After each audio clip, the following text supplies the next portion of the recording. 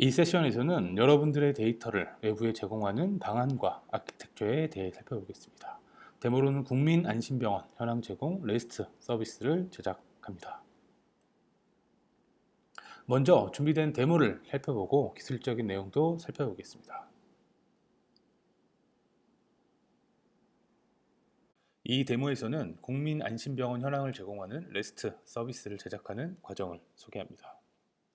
국민안심병원 현황은 엑셀 파일로 데이터를 제공합니다. 엑셀 파일의 데이터를 REST API로 서비스하기 위해서는 먼저 DB화하는 작업이 필요합니다. 우리는 파이어닥에서 제공하는 ETL 기능을 이용해 손쉽게 파일 데이터를 데이터베이스로 임포트할 수 있습니다. 이후 데이터베이스의 데이터를 RAD 서버의 EMS 데이터셋 리소스 컴포넌트를 이용해 REST API로 서비스할 수 있게 됩니다. 먼저 공공데이터 포털에서는 국민안심병원 현황을 링크를 통해서 제공을 합니다. 해당 병원들의 목록들이 표시가 되고 엑셀 파일로 다운로드를 제공합니다. 다운로드된 엑셀 파일은 다음과 같이 병원 데이터를 포함하고 있습니다. 먼저 해당 데이터를 DB화하기 위해서는 다른 이름으로 저장, 그리고 쉼표로 구분된 파일인 CSV 파일로 다른 이름으로 저장을 해야 합니다.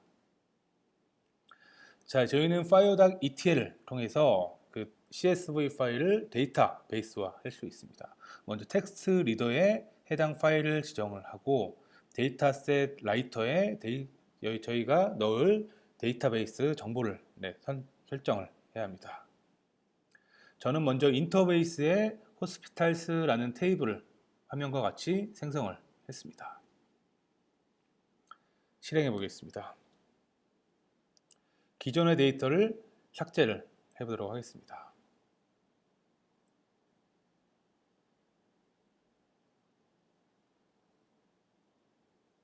자, 데이터가 하나도 없죠. 엑셀 자료를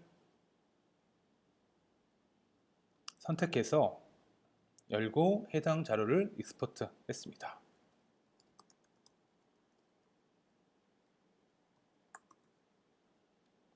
자, 데이터가 포함된 것을 확인할 수 있습니다.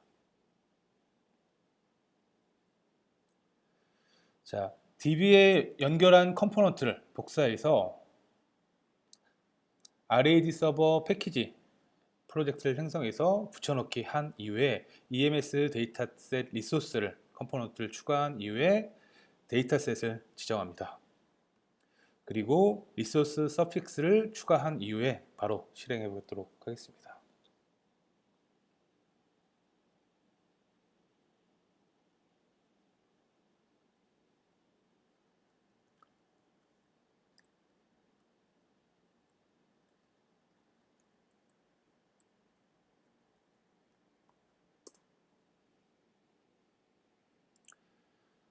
자, RAD 서버에서 해당 데이터셋에 있는 내용을 JSON으로 제공해주는 REST API 서비스를 제작해봤습니다.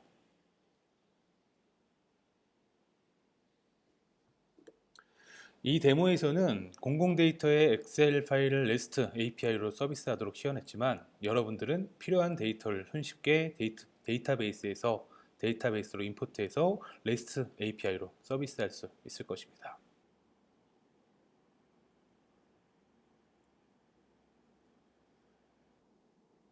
함께 데모를 살펴봤습니다. 그러면은 기술적인 내용을 하나하나씩 살펴보겠습니다. 먼저 국민안심병원 현황은 공공데이터 포털에서 제공을 해줍니다. 보건복지부에서 제공을 해주고 있고요. 주기적으로 엑셀 파일을 다운로드로 제공하고 있습니다. 자, 이 페이지에 이동을 해보시면은 URL을 제공을 해주고요. URL에서는 다양한 목록을 바로 확인할 수도 있고, 뭐 지도로 바로 확인할 수도 있고, 엑셀 파일로 다운로드가 가능합니다. 자, 요거 같은 경우에는 일자별로 일자별 기준으로 주기적으로 엑셀 파일이 변경이 되는 것 같습니다.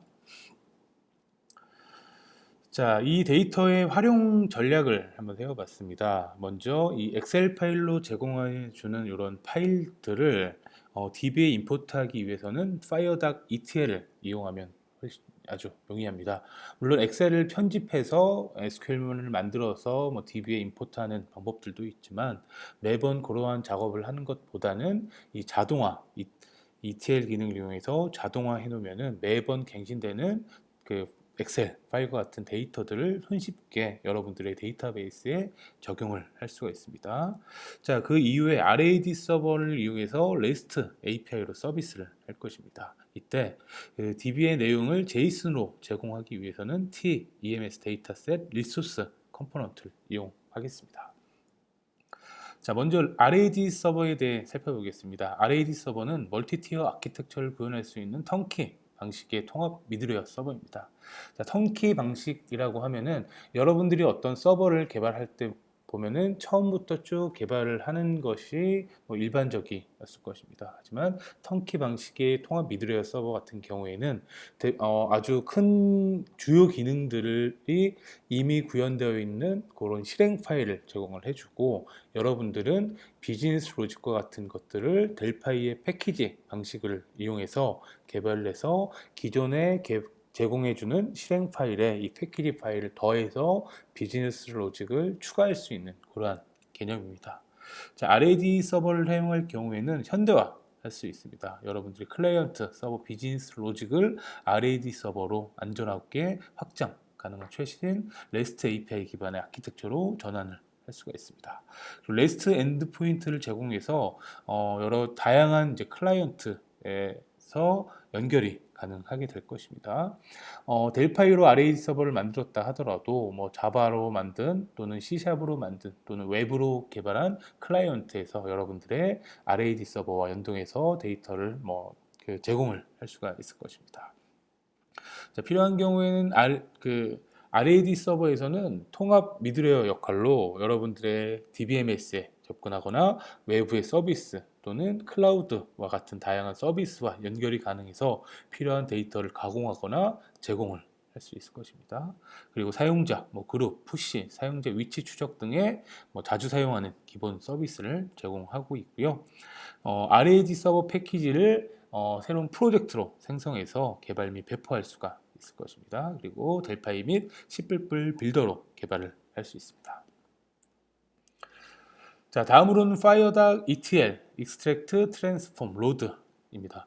이기종 데이터 소스로부터 데이터를 추출해서 원하는 포맷으로 변환해서 목적지로 로드, 즉 임포트하는 그러한 기능입니다. 자, FireDAG ETL 컴포넌트는 화면과 같이 제공을 하고 있고요. 가장 중요한 것은 중심에 있는 TFD 배치, Move 컴포넌트가 실질적인 변환 역할을 하게 됩니다. 자, 이 배치 무브에서는 어디에서 데이터를 읽을지 소스 데이터를 데이터셋, SQL 또는 텍스트 파일 등을 지정해서 특정 소스에서 데이터를 읽어서 어디로 임포트 할지, 어디로 생성할지를 지정한 목적지를 라이터 컴포넌트 이 두 가지를 지정을 해서 수행을 하는 겁니다. 자, 활용 방안으로는 데이터베이스의 쿼리 결과를 엑셀에서 사용할 수 있는 CSV 파일로 내보내기를 한다든지 텍스트 파일의 데이터를 데이터베이스 테이블로 가져올 수도 있고요. 데이터베이스의 그 데이터를 또 다른 데이터베이스로 이동을 할 수 있습니다. 예를 들어 인터베이스에 있는 데이터베이스를 읽어다가 오라클 또는 SQL 서버의 특정 테이블로 임포트하는 기능을 FireDAG ETL 컴포넌트를 이용하면 손쉽게 개발을 할 수 있습니다. 자, 다음으로는 EMS 데이터셋 리소스. 자, 이 컴포넌트는 아주 빠르고 쉽게 데이터셋의 데이터를 JSON으로 제공을 할 수 있습니다. 자, 화면에 보이는 이 코드만을 이용해서 저희가 연결한 이 쿼리 컴포넌트에 있는 데이터셋을 JSON 포맷으로 자동으로 변환해서 RAD 서버에서 서비스를 할 수 있습니다. 이 컴포넌트는 RAD 서버의 전용 컴포넌트이고 주요 특징으로는 데이터셋에 있는 내용을 JSON으로 처리하는 것들이 자동화 할 수 있고, 자, 이 데이터셋에 대해서 목록 또는 해당 항목 그리고 입력, 수정, 삭제 등과 같은 액션을 제공할 액션을 지정을 할 수 있습니다. 자, 그리고 페이지로 시작하는 그런 속성 등을 통해서 목록 목록에 대해서 페이징으로 제공을 할 수가 있고, 키나 밸류, 제공할 항목 등을 지정할 수 있는 그런 속성들도 제공을 하고 있습니다. 자, 그럼 소스 코드를 통해서 살펴보겠습니다. 자, 먼저 앞에서 진행했던 데모입니다. 화면에 보이시는 것처럼 배치, 무브 컴포넌트가 있고, 자, 저희는 이 텍스트 리더를 이용해서 이 CS 파일, CSV 파일에 있는 데이터를 읽어서, 그리고 그 제가 연결해 놓은 인터페이스의 그 호스피탈 테이블에 그 데이터를 임포트 하도록 설정을 해 놨습니다. 엑셀 파일은 이렇게 제공을 하고 있고, 이것들을 다른 이름으로 저장해서 UTF 파일 기반의 쉼표로 구분할 수 있는 CS 파일로 내보내기 하게 됩니다. 자, 내보내기 한 파일들은 한번 볼게요. 자, 이렇게 쉼표로 구분한 이런 파일들이고, 첫 번째 항목은 필드, 그리고 두 번째 항목부터가 이제 데이터로 생각을 하시면 될 것 같습니다. 자, 이 내용을 설정한 항목들을 보면은, 자, 이 리더에서 보면은 이 데이터 디파인 할 수 있는 설정이 있습니다. 자, 델리미터 같은 경우에는 저는 공백으로 설정을 했고, 데이터의 구분은 쉼표로 구분을 했습니다. 자, 그리고 레코드 포매터를 저는 커스텀으로 지정을 했습니다. 자, 딜리미터 같은 경우에 쌍따옴표로 해당 값들을 감싸고 있을 경우에는 쌍따옴표를 지정할 수가 있고, 혹시 탭으로 지정할 경우에는 세퍼레이터를 탭으로 지정을 할 수 있습니다. 자, 그리고 필드 네임이 포함되어 있다라고 해서 저는 첫 번째 true로 설정을 했기 때문에 첫 번째 항목들은 표시가 되지 않는 것이고, 파일에 대한 인코딩 타입들도 지정을 하게 됩니다. 자, 보면은 저는 동적으로 오픈 다이얼로그에서 파일을 지정해서 해당 파일 경로를 리더의 파일 네임으로 설정한 다음에 실행을 해서 이 데이터 CSV 파일을 읽어서 그리고 데이터베이스에 넣는 그러한 작업을 했습니다. 자, 데이터베이스 쿼리는 특별할 게 없습니다. 저는 전체 호스피탈스에 있는 모든 데이터들을 읽어오는 것들로 지정을 했고요. 자, 주의하실 점은 미리 필드를 생성을 해 놓으셔야 됩니다. 자, 이렇게 필드를 생성해 놓고 그 다음에 해야 될 것들은 배치 무브에서 이 데이터를 매핑을 해줘야 됩니다. 자, 엑셀 파일의 시도 필드를 데이터베이스에 시도 필드로, 시군구를 영어로 된 시군구로, 기관명을 호스피탈 네임 항목으로 이렇게 지정을 해주면은 엑셀의 특정 컬럼을 DB에 있는 특정 필드로 변환을 해주게 될 것입니다. 자, 한 가지 더, 여기에서도 아마 필드를 지정을 해주셔야 돼요. 자, 초반에 이 실행을 한번 하게 되면 항목들이 생성이 되는데, 이 항목에 대한 필드 이름을 지정해 주는 것들이 이 필드를 지정할 때 훨씬 더 시각적으로 정확하게 지정할 수가 있기 때문에 필드의 필드 네임을 수동으로 지정을 해주는 것들이 좋습니다. 자, 한번 실행을 해볼까요?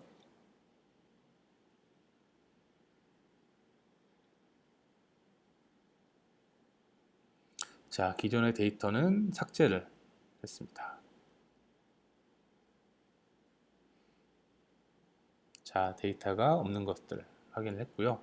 자, 엑셀 자료를 DB에 넣겠습니다. CSV 파일을 선택해서 실행하게 되면은 이러한 정보들이 DB에 들어가는 것을 확인할 수 있었습니다. 자, 이렇게 데이터베이스에 이제 데이터를 넣고 난 이후에 이 데이터를 RAD 서버를 이용해서 REST API 서비스로 제공을 해보겠습니다. 자, 먼저 RAD 서버를 패키지를 생성하기 위해서는 저는 새로운 프로젝트를 추가를 하고, 자, 델파이에 보면 RAD 서버 항목이 있습니다. RAD 서버에서 RAD 서버 패키지를 지정을 하고, 자, 패키지 리소스를 포함한 패키지를 만들도록 하겠습니다. 리소스 네임은 호스피탈스 자, 데이터 모듈을 이용하겠습니다. 왜냐하면은 여기에다 컴포넌트를 사용할 것이기 때문에. 자, 저희는 샘플 엔드포인트는 지정하지 않도록 하겠습니다. 왜냐하면은 그 EMS 데이터셋 리소스를 이용을 하겠습니다. 자, 이렇게 그 RAD 서버 패키지를 만들게 되면은 이 컴포넌트와 비슷한 이런 패키지가 생성이 되고요. 이 패키지가 나중에 RAD 서버에서 구동할 때 같이 동적으로 로드해서 여러분들이 구현한 비즈니스 로직을 실행을 할 수 있습니다. 자, 앞에서 이 연결했던 이 컴포넌트를 그대로 복사를 하겠습니다. 자, 실행을 해볼까요?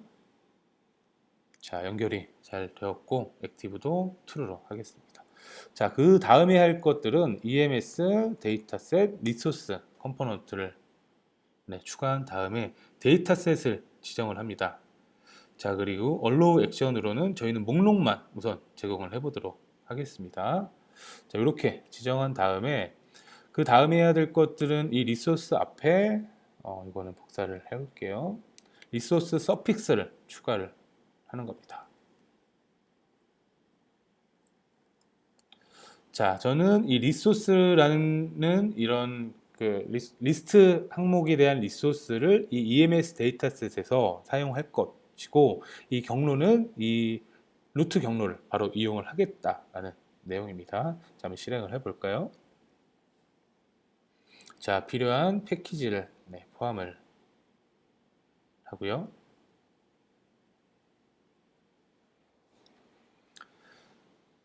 자, 이 RAD 서버 패키지를 실행하면은 이렇게 RAD 개발자 서버와 같은 본체가 실행이 되고, 이 본체에서 동적으로 이런 호스피탈스라는 리소스를 읽어 오게 됩니다.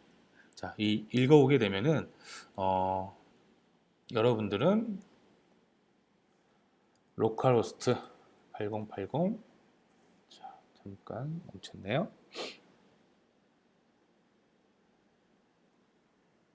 자, 8080의 호스피탈스. 자, 지금 파이어폭스로 제가 이용을 했는데 조금 느리게 동작을 하고 있습니다.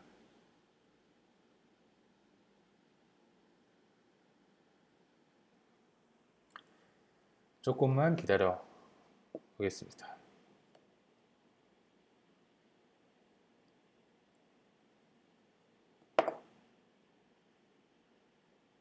자, 보통 요청이 오면은 여기에 로그가 표시가 되고요. 자, 저희가 앞에서 데이터셋에 있던 내용들을 이렇게 제이슨으로 표시가 되어 있고, 원시 데이터를 살펴보겠습니다. 원시 데이터는 이렇게 배열 형태로 해당 항목에 대한 값들이 쭉 이렇게 표시되는 것들을 확인할 수 있었습니다.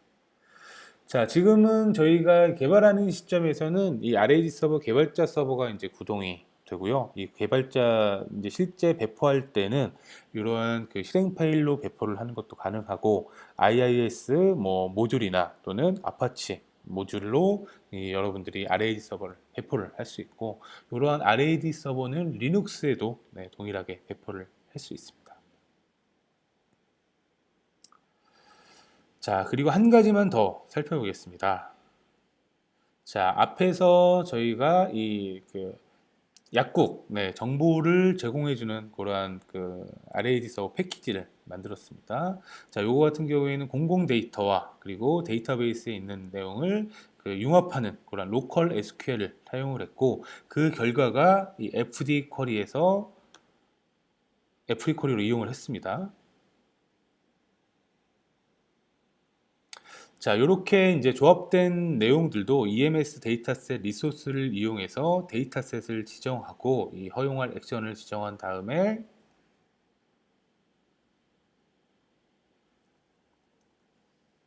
자, 이렇게 리소스 서픽스로 리스트를 지정을 하고, 자, 그리고 하나 더, 이 항목 같은 경우에는 파라미터가 필요합니다. 이 위도와 경도 파라미터가 필요한데, 이렇게 리소스 서픽스로 지정하고 이 get 메소드에서 파라미터를 받아서 이 쿼리 네, REST 리퀘스트를 다시 실행하고 그 다음에 해당 그 로컬 SQL 데이터셋을 액티브한 다음에 리스트로 제공할 수 있는 방안으로도 구현을 할 수 있습니다. 실행해서 결과를 한번 확인해 보겠습니다.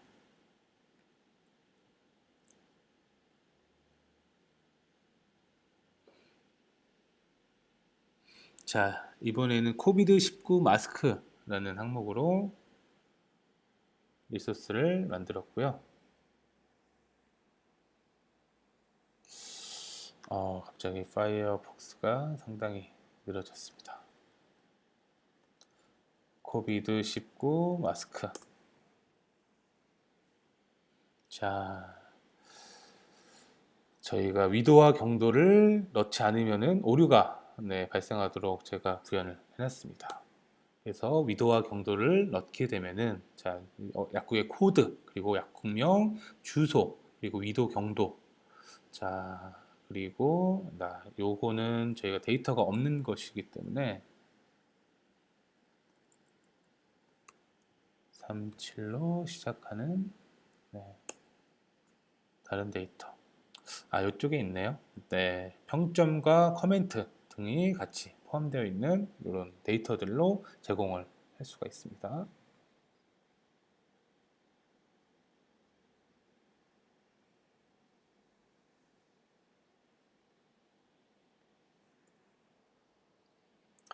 자, 이렇게 코드 단위로 기술적인 내용을 살펴봤습니다. 자, 다음으로는 몇 가지 아키텍처를 좀 안내를 드리도록 하겠습니다. 여러분들이 이런 데스크탑 어플리케이션이나 모바일 앱에서 이 다양한 공공 데이터나 아니면 커뮤니티 서비스와 같은 이런 API를 바로 연결해서 사용을 할 수가 있을 것입니다. 하지만 이러한 그 API 서비스를 이용할 때 주의할 점들은 이런 API 서비스들이 지속적으로 제공을 하려고 노력은 하겠지만 이런 인터페이스가 변경이 되거나 지원이 중단되는 경우가 간혹 있습니다. 자, 그럴 경우에는 데스크톱 애플리케이션, 모바일 앱에서 미리 이런 것들을 대비해서 미리 배포를 할 수 있겠지만 그렇지 않을 경우에는 해당 서비스가 중요한 서비스일 경우에 조금 어떤 변경이 되는 경우에는 여러분들의 서비스에서도 장애 요인이 될 수가 있을 것 같습니다. 자, 그럴 경우에는 저희가 앞에서 살펴봤던 것과 같이 REST 서비스, 즉 RAD 서버를 이용해서 REST 서비스를 하나 만들어 두시고 이 RAD 서버에서 오픈 API나 또는 어떤 서비스 API에 연동한 결과를 데스크톱 어플리케이션이나 모바일 앱에 제공할 수 있는 그러한 구조로 가는 것이 어떨까 좀 안내를 드립니다. 자, 이 REST 서비스의 역할은 우선은 API의 게이트웨이로 사용을 할 수가 있고 두 번째는 API 캐시가 될 수도 있습니다. 자, 이런 RAD 서버에서는 인터베이스 데이터베이스를 사용하죠. 그래서 API 오픈 API의 데이터들을 이 인터베이스에 임포트한 다음에 매번 이 오픈 API에 연동해서 그 정보를 실시간으로 제공하는 것이 아니라 주기적으로 이 데이터를 조회해서 나의 인터페이스 서버에다가 그 데이터를 넣고 그 내용을 클라이언트에게 제공하는 방식으로 API 캐시 형태로도 운영을 할 수가 있을 것 같습니다. 이렇게 주기적인 갱신도 가능한 구조를 설명을 드렸습니다. 자, 다음으로는 공공시설에서 방문자를 기록하는 전자출입 명부 같은 시스템들이 정부를 포함해서 지자체에서 많이 도입을 하고 있습니다. 바로 QR코드를 이용해서 방문 정보를 기록하고 확인하는 그런 시스템입니다. 자, 저희도 코로나19 추적 아키텍처라는 이름으로 이러한 시스템을 엠바카데로 제품을 이용해서도 구현을 할 수 있겠다 생각이 들어서 이런 아키텍처를 소개하게 되도록 준비했습니다. 자, 먼저 간단히 설명을 드리면은 어떤 집단 장소에 방문을 할 경우에는 예전에는 개인 정보를 종이에다가 기록을 해야지만 출입이 가능했죠. 하지만 개인 정보를 이제 제공하는 게 꺼림직하기도 있고 마음만 먹이면은 그런 것들을 속일 수 있기 때문에 올바르지 않은 정보들 또는 누락되는 경우가 상당히 많았습니다.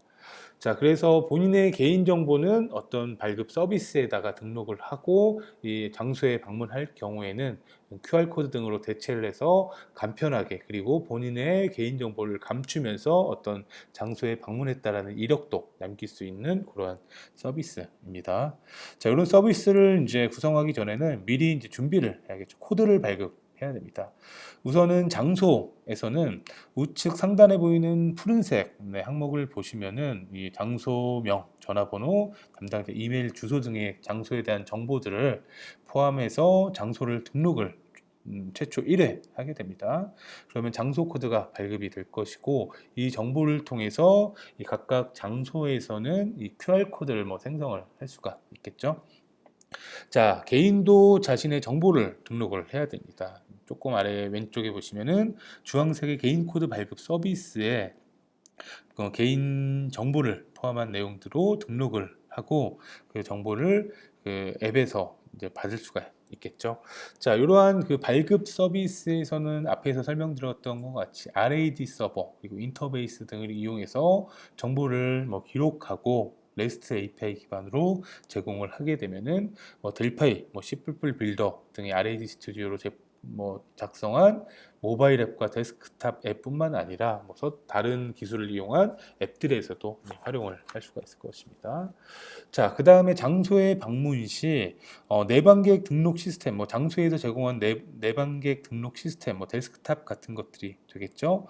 여기에서 QR 코드를 발급하면은 이 내방객이 본인의 카메라로 요걸 찍어서 그 다음에 이 방문 기록 시스템에 기록을 할 수도 있고, 반대로 이 내방객이 이 본인의 그 모바일 폰에 이 QR 코드를 생성한 다음에 이 장소에서 그 QR 코드를 인식해서 방문 기록 서비스로 기록을 할 수도 있을 것 같습니다. 자, 이러한 정보들은 이제 REST API 기반으로 이제 운영이 되기 때문에 RAD 서버 그리고 파이어몽키로 기반의 모바일 앱 그리고 VCL 또는 파이어몽키 기반의 데스크탑 앱을 통해서 이런 것들이 전반적으로 구현이 가능할 것 같고요. 그리고 QR 코드 생성 같은 경우에는 서드 파티 기술을 통해서 징 라이브러리라든지 TMS에서도 이 QR 코드를 리딩하는 그런 컴포넌트를 제공하고 있습니다. 그런 서드 파티 컴포넌트를 통해서 QR 코드를 이용해서 사용할 수도 있고, 저희가 제공하는 이제 비콘을 이용해서도 이러한 비슷한 시스템들도 구축할 수 있다는 아이디어가 또 나오기도 합니다. 자, 이렇게 이제 방문 기록 서비스에 이런 방문 이력들이 이제 쌓이게 되면은 확진자가 어느 곳을 방문했는지도 확인할 수가 있고, 그리고 혹시 여기에서 확진자가 발생할 경우에는 그 로그를 통해서 접촉 가능자를 확인하고 조치를 할 수 있게 될 것입니다.